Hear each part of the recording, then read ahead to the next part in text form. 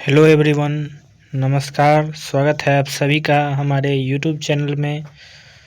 चलिए, आशा करते हैं आप सभी लोग बहुत अच्छा होंगे, बहुत बढ़िया होंगे। आप सभी लोगों के लिए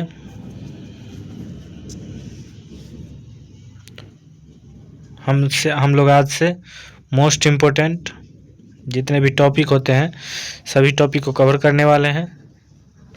मूल रूप से जितने भी एग्ज़ाम में मोस्ट इम्पोर्टेंट टॉपिक आते हैं, जैसे एसएससी, रेलवे, बैंकिंग, सभी एग्ज़ाम के लिए आज से हम लोग टॉपिक सीरीज का शुभारंभ करने वाले हैं। इस टॉपिक पर आप लोग जितना ज़्यादा से ज़्यादा प्यार दीजिए। चैनल पर नए हैं, चैनल को सब्सक्राइब कर लीजिएगा। विद्या जीएस फाउंडेशन पे स्वागत करते हैं आप सभी लोग का। चलिए, आज हम लोग भारत के मंदिर की जितने भी वास्तुकला हैं उन सभी का पूरा डिटेल वीडियो देखने वाले हैं। इसमें डिटेल्स कहाँ पे किस तरह के मंदिर बने हैं, ऐसा क्वेश्चन बहुत तरह के आते रहते हैं। अभी रेलवे एनटीपीसी का जो एग्ज़ाम हो रहा है उसमें मंदिर से बहुत सारे क्वेश्चन आ रहे हैं। चलिए देखते हैं।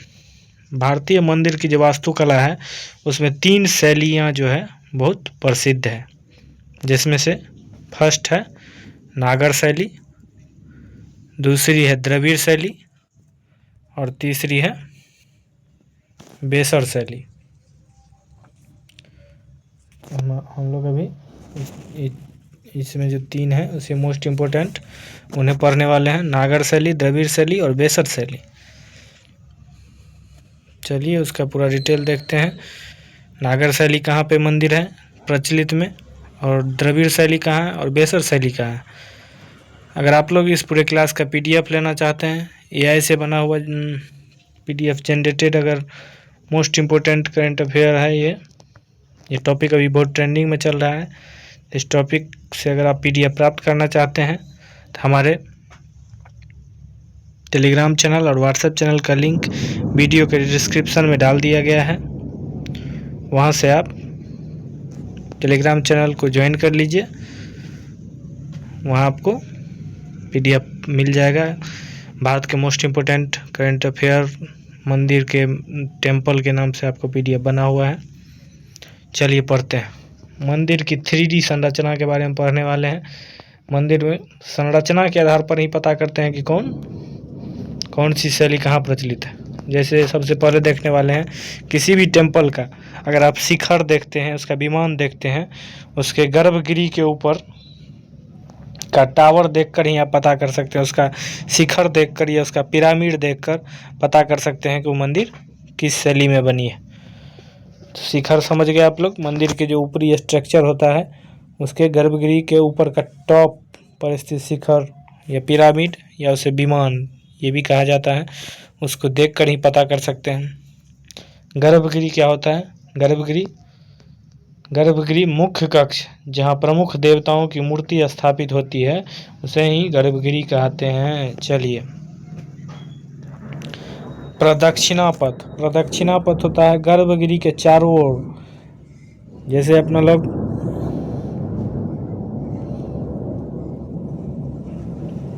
नॉर्थ इंडिया और साउथ इंडिया में देखते हैं, नॉर्थ इंडिया में मंदिर के चारों ओर परिक्रमा करने का ट्रेंड है। मंदिर के चारों ओर परिक्रमा किया जाता है। उस परिक्रमा करने के लिए उसे प्रदक्षिणा कहा जाता है। उस प्रदक्षिणा करने के लिए गर्भगृह के चारों ओर परिक्रमा का मार्ग बनाया जाता है, जिसे ही प्रदक्षिणा पथ कहा जाता है। चलिए, गोपुरम का मतलब है, जितने भी स्लाइड में मोस्ट इम्पोर्टेंट हैं उन सभी को हम लोग बारी बारी से पढ़ने वाले हैं, तो आप सभी लोग देखते चलिए।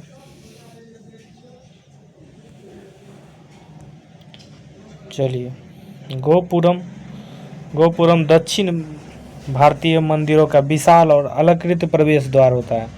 जो प्रवेश द्वार होता है मंदिर में दक्षिण भारतों में, उसे हम गोपुरम कहते हैं। गोपुरम समझ में आ गया होगा। देखिए, स्केच के माध्यम से आपको दिखाया गया है गोपुरम क्या होता है। अब मंडप क्या होता है? मंडप खंभों वाला हॉल जहाँ भक्त एकत्रित होते हैं। अगर मंदिर में ज़्यादा भीड़ लगा रहता है तो उसके भक्तों को ठहरने के लिए गर्भगृह से पहले भगवान का दर्शन करने से पहले जो जहाँ पे कतार लगाया जाता है, यहाँ पे भक्तों के रहने के ठहरने की कुछ क्षण की व्यवस्था होती है, उसे ही मंडप कहते हैं। आप लोग को आशा करते हैं समझ में आ गया होगा। चलिए आगे बढ़ते हैं। 3 प्रमुख वास्तुकला शैली है। तुलनात्मक 3D मैट्रिक्स, जो तुलनात्मक 3D मैट्रिक्स ये डिजाइन है, इसमें से तीनों शैली को विस्तार से पढ़ने वाले हैं। कंटेंट कैसा लगा है आप लोग ज़रूर कमेंट बॉक्स में बताइएगा। कंटेंट पसंद आए तो एक लाइक ज़रूर कीजिएगा। चलिए सबसे पहले हम लोग नागर शैली देखने वाले हैं। नागर शैली में चलिए तो नागर शैली में देखने वाले हैं हम लोग। नागर शैली यह जो शैली है उत्तर क्षेत्र में, उत्तर भारत में हिमालय से लेके विंध्य तक, विंध्य पर्वत जो है विंध्याचल पर्वत, वहाँ तक फैली है ये। ऐसा टेम्पल आपको देखने को मिलेगा उस क्षेत्र में। टावर, इसमें टावर के आकार का शिखर होता है। इस तरह में जितने मंदिर हैं इस सभी में टावर के आकार का शिखर आपको देखने को मिलता है। इसकी विशेषता यही है,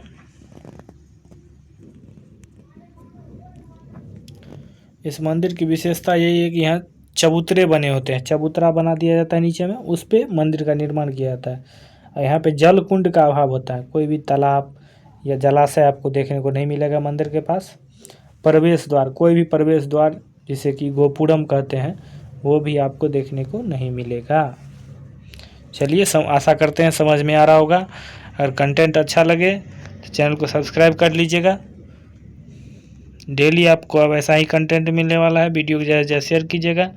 चलिए आगे बढ़ते हैं। द्रविड़ शैली, द्रविड़ शैली को पढ़ने वाले हैं।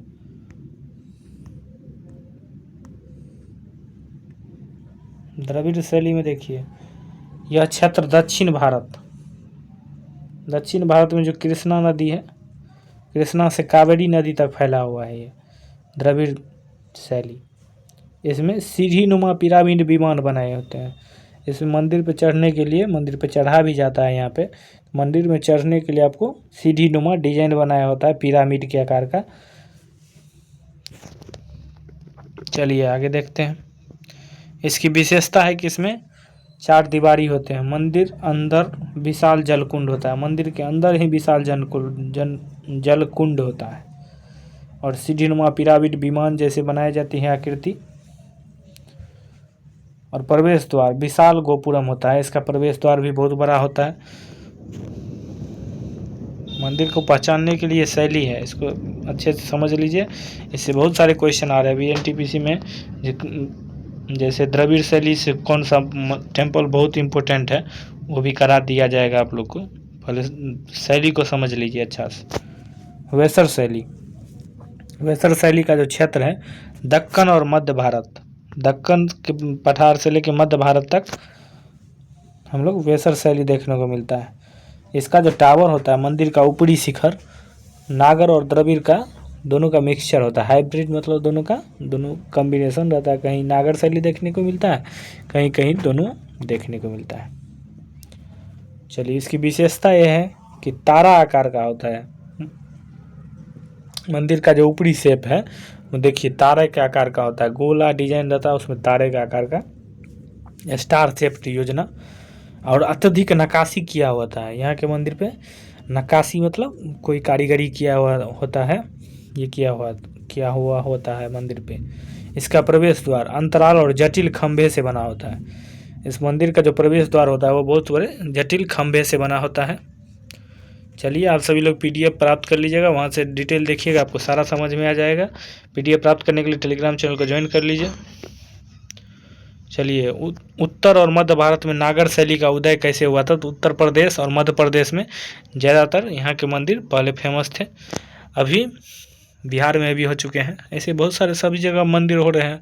चलिए मध्य प्रदेश देख लेते हैं। मध्य प्रदेश में खजुराहो समूह, खजुराहो का जो जगह है, खजुराहो में बहुत सारे मंदिर के बारे में चर्चा है। इतिहास में बहुत सारे मंदिर फेमस है। यहाँ पे क्वेश्चन भी आता है खजुराहो टेम्पल कहाँ पे है। यहाँ चंदेल शासकों द्वारा ये निर्माण किया गया है। नागर शैली में बनाए गए थे मंदिर, नागर शैली के मंदिर हैं। और चंदेल शासकों द्वारा 950 से 10,050 ईसा पूर्व बनाया गया था। जटिल मूर्तियों के लिए प्रसिद्ध है ये पंचातन योजना। इसका जटिल, यहाँ पे बहुत विशाल मूर्तियाँ होती थी और पंचातन योजना के तहत ये किया गया था। चलिए आगे देखने वाले हैं, उत्तर प्रदेश देखते हैं। उत्तर प्रदेश देवगढ़ दशावतार मंदिर, देवगढ़ में है उत्तर प्रदेश के दशावतार मंदिर, जो कि नागर शैली के लिए प्रसिद्ध है। और किस वंश द्वारा बनाया गया था? नागर वंश द्वारा, गुप्त वंश द्वारा बनाया गया है ये टेम्पल। बहुत फेमस टेम्पल है। तथा पंचायतन शैली पे बना हुआ है, का क्लासिक उदाहरण है, पंचायतन शैली से बना हुआ है। क्वेश्चन पूछता है नागर शैली, पंचायतन मतलब क्या? पंचायत के तौर पे डेवलप किया गया है ये, का क्लासिक उदाहरण है, बहुत अच्छा उदाहरण पूछेगा। देवगढ़ दशावतार मंदिर कहाँ पे है? तो देवगढ़ में है। किस शैली में विकसित है? तो नागर शैली। चलिए आगे देखते हैं। पूर्वी भारत कलिंग वास्तुकला, पूर्वी भारत ओडिशा, बिहार, भुवनेश्वर। ओडिशा का लिंगराज मंदिर जो है, बिहार भी आता है इसी में, और पश्चिम बंगाल, झारखंड, यहाँ जितने टेम्पल हैं सभी इसी से फेमस है। कलिंग वास्तुकला, उस समय कलिंग बहुत चर्चित था। ओडिशा के बारे में पढ़ने वाले हैं। उपशैली, कलिंग नागर शैली का एक प्रकार है।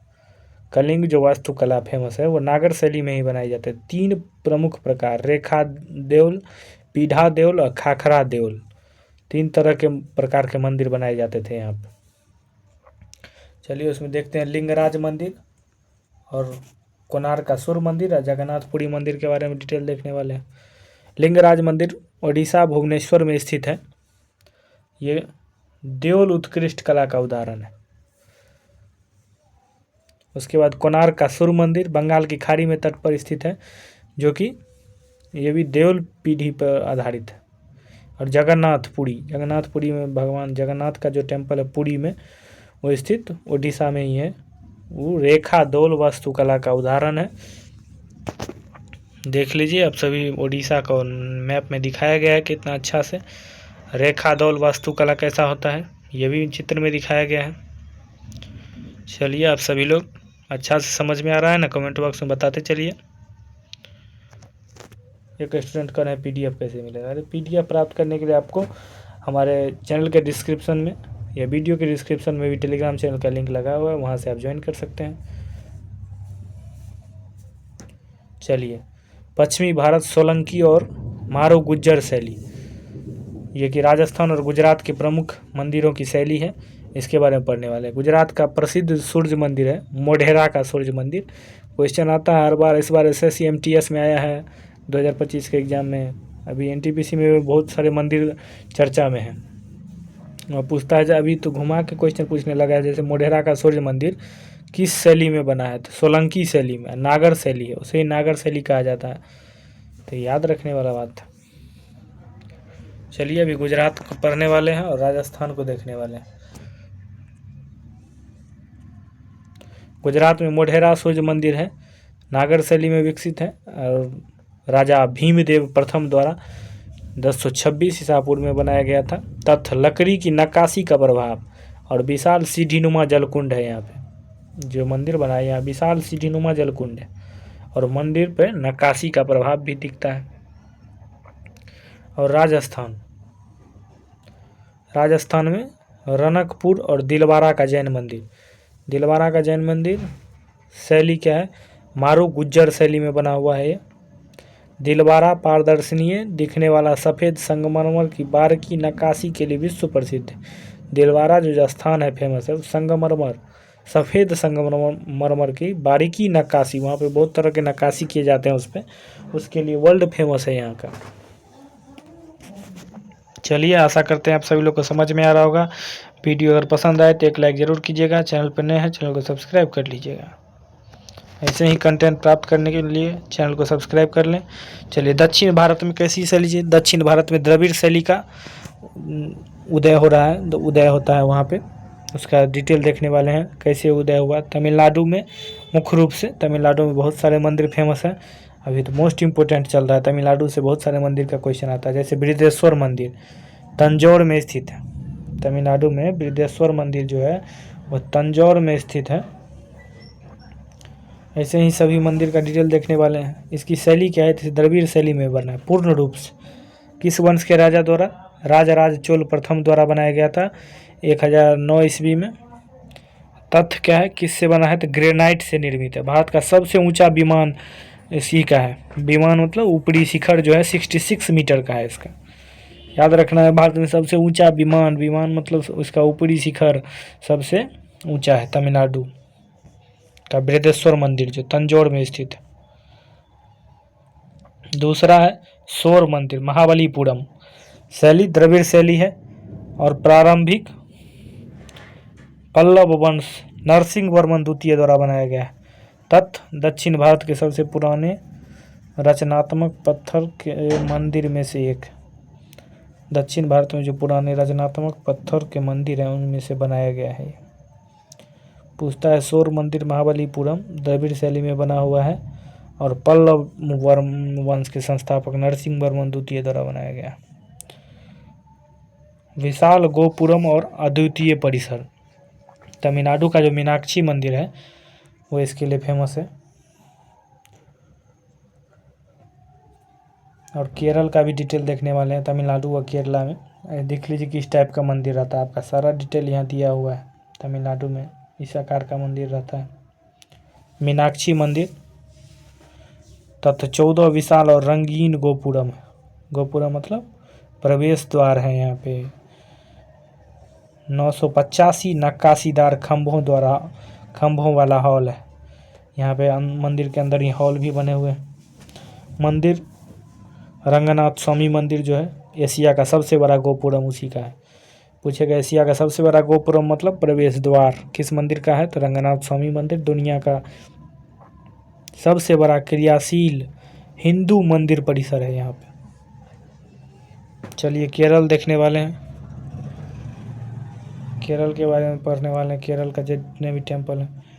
केरल में पद्मनाभ स्वामी मंदिर शैली चेर और द्रविड़ शैली का मिश्रण है। यहाँ पे पद्मनाभ स्वामी मंदिर में। चलिए आगे बढ़ते हैं। आशा करते हैं सभी लोग को पूरा डिटेल क्लियर हो रहा होगा। अगर वीडियो पसंद आए तो एक लाइक ज़रूर कीजिएगा। चैनल पर नया है चैनल को सब्सक्राइब कर लीजिएगा।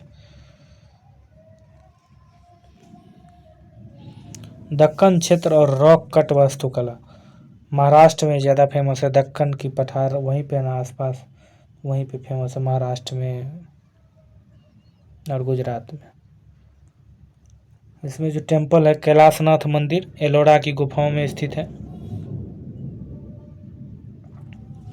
ये भी द्रविड़ शैली का प्रभाव देखने को मिलता है यहाँ पे कैलाशनाथ मंदिर में।